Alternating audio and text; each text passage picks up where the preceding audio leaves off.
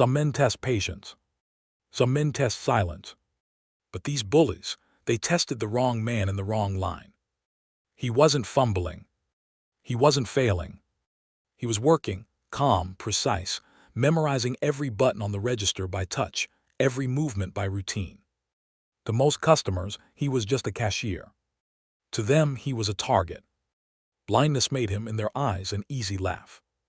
They thought it was harmless, snapping fingers in his face, mocking his cane, joking about how he couldn't even see the change.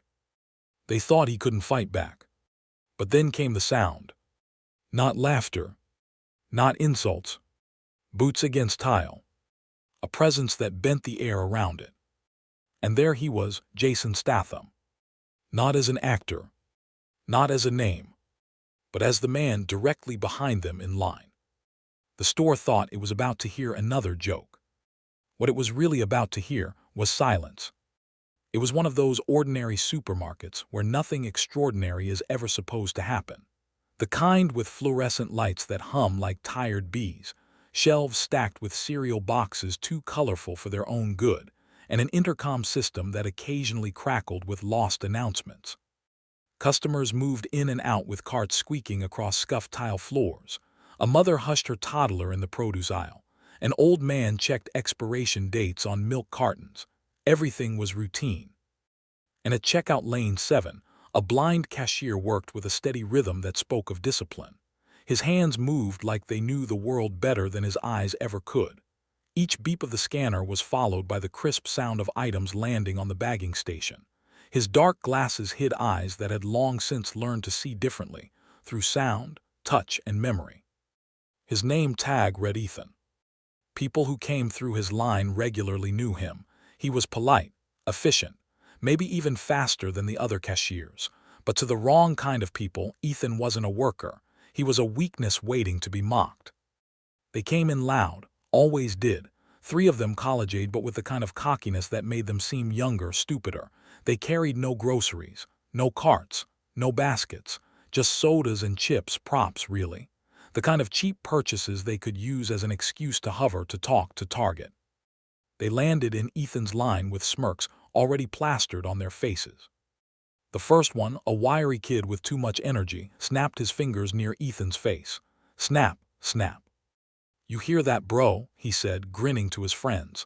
"You know where I'm standing." Ethan didn't flinch. He scanned the bag of chips, pressed a button, and slid it toward the bagging area.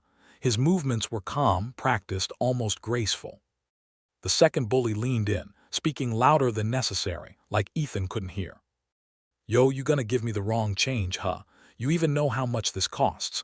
What if I pay you with Monopoly money? Can you tell?" His friends howled. Customers in the next line glanced over, uneasy, but quickly looked away. The unwritten rule of public cruelty: see nothing, say nothing. The third bully, the broadest of the group, poked at Ethan's cane resting beside the register. "Bet this thing's fake. He probably pretends so people feel sorry for him. Watch, I could walk off with it right now." His hand lingered on it. That was when Ethan's jaw tightened, just slightly. He didn't raise his voice. He didn't stop working. He simply said in a voice even and calm, "Please don't touch my cane." The bullies erupted into fresh laughter, twisting his request into comedy. "Please don't touch my cane," the first mimicked in a mocking falsetto. "Aw, what's he gonna do? Look at us funny." More laughter, loud, cruel, infectious enough to make other customers shrink back instead of step forward. Ethan kept his head down. His fingers moved across the register, scanning the soda bottle. His breathing stayed steady. On the outside, he was calm. But Jason, standing one place back in line, saw the tremor in his hand when he reached for the receipt paper. Jason saw everything. To anyone else, he was just another customer, dressed down in a black jacket and plain jeans. Quiet, patient, hands at his sides, but his eyes missed nothing. Jasonstatham didn't just look at people, he read them. Every fidget, every smirk, every false show of dominance. And what he saw in these 3 boys wasn't just immaturity, it was malice disguised as fun. They thought Ethan was alone. They thought he had no one. But Jason knew what they didn't. Men who prey on the vulnerable reveal more about themselves than their victims. They reveal fear, fear of not being strong enough without tearing someone else down. Jason had seen men like this before, in pubs, in alleys, in war zones, always laughing before the fall, always mistaking silence for weakness. And right now, as their laughter grew louder, Jason's patience grew thinner. "Hey," the second bully said, tossing a crumpled bill onto the counter. "Hope you can tell that's real money. Oh wait, you can't see it." The first one doubled over, holding his stomach like it was the funniest joke in the world. Jason's boots shifted on the tile, one small step closer, not enough for them to notice. Not yet. Ethan picked up the bill, fingers brushing across its texture. He didn't need eyes to know real currency from fake. He slid it into the drawer, counted the change, and handed it back with flawless precision. But the third bully wasn't done. He leaned close, too close, his breath hot with arrogance. "Tell you what, you should give me extra change, consider it a blind discount." He laughed at his own joke, the other two joined in. And then it happened. He pushed Ethan's shoulder, not hard, not enough to knock him off balance, just enough to humiliate, enough to say, "We own this moment." The laughter that followed was ugly, the kind of sound that echoes, the kind of sound meant to stay with someone long after the moment is over. But this time it didn't echo long, because it was drowned out by the scrape of boots against tile. Jason stepped forward, not fast, not aggressive, just deliberate, each step heavy enough to silence a little more laughter until the sound withered away. The bullies turned, still smirking, still high on their performance, until they saw him. Jason didn't speak, not yet. He simply stood there, shoulders squared, jaw tight, eyes fixed not on them but on Ethan, on the cane still resting against the counter, on the worker still standing straight despite the humiliation. It was that look, the look that said, "I see you, and I won't let this stand." The store grew quieter. A mother held her child a little closer. The cashier 2 lanes over froze mid-scan. Even the intercom seemed to hesitate, as if the whole building knew something was about to change. The bullies tried to laugh again, tried to puff themselves up. But laughter dies quickly in the face of silence that's sharp. Jason finally spoke. "Pick up your change," he said, his voice low, controlled. "And apologize." The words hung in the air, not shouted, not forced, just inevitable. And that was only the beginning.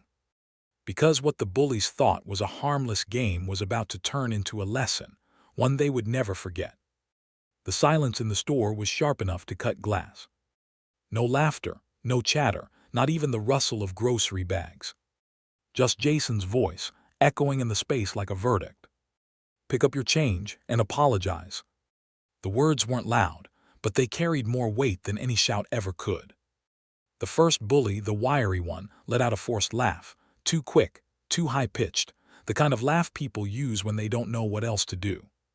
"Yo, what are you? His lawyer," he said, trying to sound bold. His hand trembled as he adjusted his hoodie sleeve. The second one, the loudmouth, stepped up beside him. "Yeah, relax, man, we're just having fun. No harm, no foul." But Jason didn't look at them. He didn't even acknowledge their excuses. His eyes stayed locked on the broad one, the one who had shoved Ethan's shoulder. Jason's stare was surgical. It stripped away bravado, leaving nothing but fear. "You think it's fun," Jason said slowly, "to humiliate a man for what he can't change." The broad one shifted, his jaw clenched. He tried to puff his chest, but the confidence was leaking fast. "I didn't, it was just a joke." Jason stepped closer, boots pressing against the tile with a sound like a gavel hitting wood. "Then let's laugh together." He leaned in, his face inches from the bullies. "Tell me the joke." The broad one froze, his lips parted, no words came out. Jason's voice dropped lower, each word precise. "You saw a man doing his job better than most, and you thought he was weak. You thought it was safe to tear him down because you figured nobody would stop you." His eyes flicked toward Ethan, then back to them. "You were wrong." The second bully tried again to recover ground. He laughed, but it cracked halfway through. "All right, dude, chill. You don't know us, don't act like you're." Jason cut him off, not with words but with a step. The distance between them vanished. Now Jason's shadow swallowed all 3 of them. "I don't need to know you," Jason said. "I know the type, Always the same, loud in groups, silent when alone, men who only feel big when they make someone else feel small. The first bully's smirk died. His eyes darted toward the door. Jason caught it. He didn't move his head, but his voice pinned them in place.